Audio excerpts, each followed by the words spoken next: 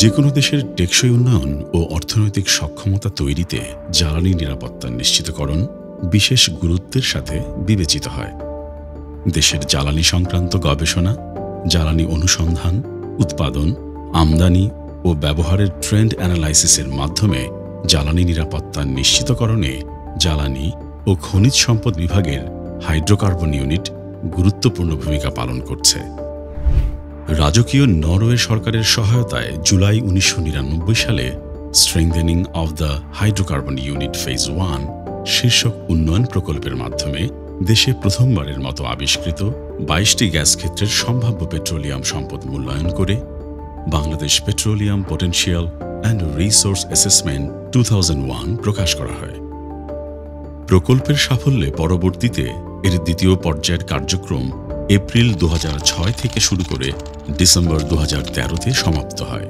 এ সময়ে যুক্তরাষ্ট্রভিত্তিক গুস্তাভসন অ্যাসোসিয়েটসের সহযোগিতায় প্রকাশিত updated gas reserve estimation report 2010 এখন পর্যন্ত বাংলাদেশের সর্বশেষ ও আন্তর্জাতিকভাবে স্বীকৃত সমন্বিত গ্যাস রিজার্ভ মূল্যায়ন হিসেবে বিবেচিত হয়ে আসছে। প্রকল্পের গুরুত্ব বিবেচনা করে সরকার 15 জুন 2008 সালে হাইড্রোকার্বন ইউনিটকে একটি স্থায়ী কাঠামো হিসেবে রূপদান করেন এবং 22 জুলাই 2013 সালে হাইড্রোকার্বন ইউনিট বিধিমালা গ্যাজেট আকারে প্রকাশিত হয়। 1 জানুয়ারি 2014 সাল থেকে এটি রাজস্ব বাজেটে পরিচালিত হয়ে আসছে। জ্বালানি খাতে সরকার কর্তৃক গৃহীত বিভিন্ন সংস্কার কার্যক্রমে পরামর্শ প্রদান, দেশি ও বিদেশি বিনিয়োগকারীদের অংশগ্রহণ উৎসাহিতকরণের মাধ্যমে শুরু করলেও বর্তমানে ইউনিটটি আরও বৃহৎ পরিসরে কার্যক্রম বাস্তবায়ন করছে। ফলে দেশের বাৎসরিক চাহিদা নিরূপণ করা যেমন সম্ভব হচ্ছে, তেমনি আন্তর্জাতিক সহযোগিতা, চুক্তি ও সমঝোতায় অংশগ্রহণ, পরিবেশ ও নিরাপত্তা সংক্রান্ত নীতিমালা সহ অন্যান্য নীতিমালা ও আইন প্রণয়নে সহযোগিতা প্রদান করে যাচ্ছে। হাইড্রোকার্বন ইউনিটের উল্লেখযোগ্য কার্যক্রমসমূহ: বছরভিত্তিক প্রাথমিক জ্বালানি চাহিদা ও যোগান তথ্যের একমাত্র উৎস হিসাবে এনার্জি সিনারিও অফ বাংলাদেশ শীর্ষক প্রতিবেদন প্রকাশ, এসডিজি ইন্ডিকেটর এনার্জি ইন্টেন্সিটিতে দেশের হালনাগাদ তথ্য প্রদান, সহজে ও দ্রুত গ্যাস ও কয়লা উৎপাদন, সঞ্চালন ও বিতরণ এবং তেলের ডিপোভিত্তিক ডাটা দৃশ্যমান করতে দেশের প্রথম ও রিয়েল টাইম তথ্যভিত্তিক প্ল্যাটফর্ম emrddashboard.gov.bd প্রস্তুত। ইউনিটের রাজস্ব বাজেট হতে 2023-24 অর্থবছরে 10টি গবেষণা কার্যক্রম পরিচালনা। ইতোমধ্যে আন্তর্জাতিকভাবে স্বীকৃত বিভিন্ন পিয়ার রিভিউড জার্নালে 4টি গবেষণা প্রবন্ধ প্রকাশিত।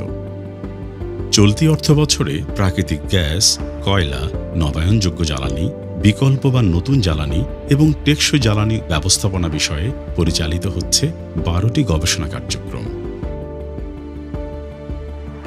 কার্বন নিঃসরণ এবং উষ্ণতা বৃদ্ধি রোধে জীবাশ্ম জ্বালানি হতে পরিচ্ছন্ন জ্বালানি রূপান্তর প্রক্রিয়া ত্বরান্বিতকরণের লক্ষ্যে বিকল্প জ্বালানির ব্যবস্থাপনা, নীতিমালা, উদ্ভাবন পরিকল্পনা এবং এ সংক্রান্ত উদ্যোগের উপর গুরুত্ব আরোপ।